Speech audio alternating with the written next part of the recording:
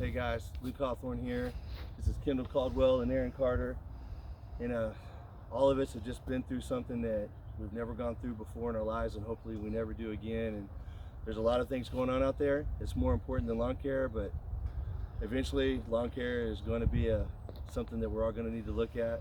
And so I'm here to talk about that and tell you some things that I do know and some things that I don't know, and probably won't know for another few weeks actually. Yep, But at least a month, maybe. what I do know is there are going to be some repercussions on the lawn. There's going to be at least some damage, particularly if you have St. Augustine or even Bermuda or zoysia under the shade or along the side of the house where it doesn't go fully dormant. It always kind of stays green. The grass that never went fully dormant, that's going to get hit the hardest.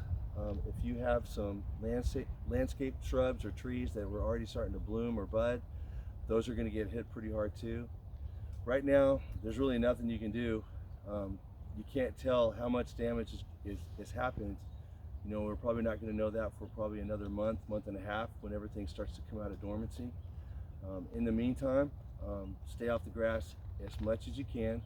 Obviously, you don't need to water anytime soon, so turn your sprinkler system or your watering hoses off. Right. Guys, can y'all think of anything that I'm missing? Well, the only thing, whenever this ice and snow melts, that's a large amount of water when it melts, and it's seeping in slowly, so you're going to get a really deep soaking, and it's going to flush your soil to where it needs nutrients.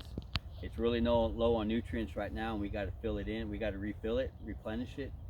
You're going to have some weeds pop up also coming through due to the amount of water that we had. I know Aaron was talking about something about we're going to wait and see what fire ants do. You might want to keep an eye out on that too. I was kind of hoping the fire ants would get harmed during this, but I just dug into a mound and I just went down less than a foot and they were alive and kicking. So I don't think this freeze is going to affect them.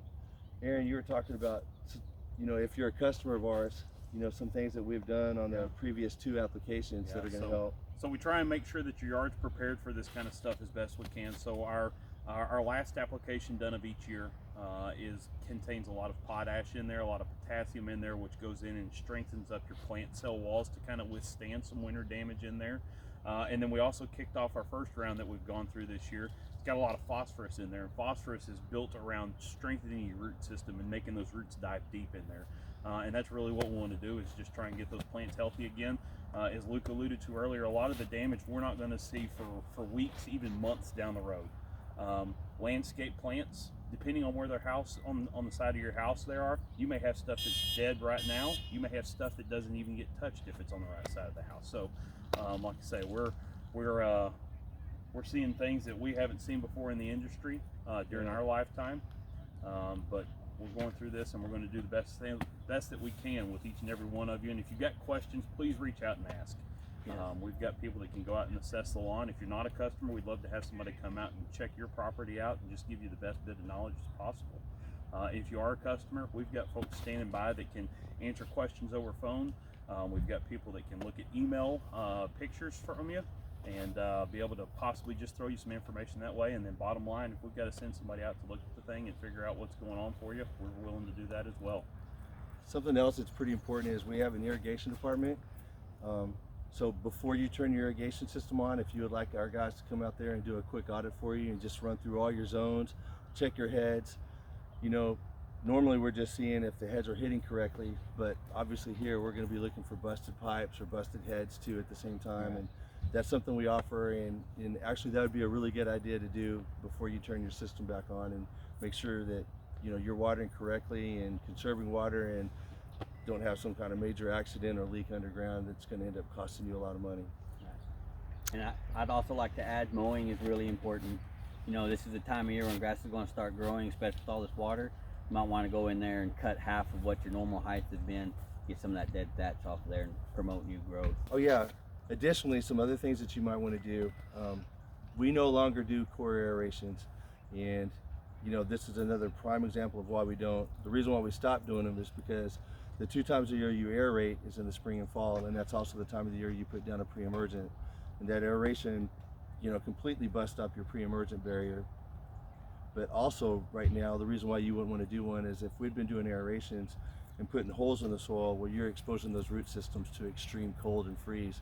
And I guarantee you're going to have significantly more damage after an aeration than if we hadn't done it. So we do liquid aerations, which actually work better. They make more sense, and you're not compromising your pre-emergent barrier, and you're not putting your roots at risk for freeze damage. Something else is top dressing. Not only are you strengthening your soil by building it up with compost, but you're also putting a lot of good nutrients back in the soil that we're losing from all this snow and moisture. It's probably going to be more important this spring than ever. I've talked to some people about St. Augustine, like which turf types am I going to have to worry about the most, and they seem to think like all three of them, the zoysia, St. Augustine, and Bermuda, all three of them are going to be, they're all going to show some damage. Yes. Especially in the shaded areas. Especially in the shady areas. We're going to be out the door on Monday to get started back up again. Right now we're putting down, if you have a Bermuda lawn, we're putting down a pre-emergent. We're also putting down a healthy amount of nitrogen in there to try to get as much recovery as possible. It's slow release, so it's going to be hanging around for a while. So when the grass does start warming up, or the ground does start warming up and grass is coming out of dormancy, those nutrients will be available to help that grass push through all this damage, and get its recovery as quick as possible, because we need to get as much recovery as we can before temperatures start hitting 100 degrees, and then you're just behind the 8 ball, and it's going to be hard to catch up. In conclusion, if you have any questions, shoot us an email or give us a call, and we will be more than happy to help you. We have a lot of professionals on staff, that can answer your questions, and we'd love to hear from you. Give us a call.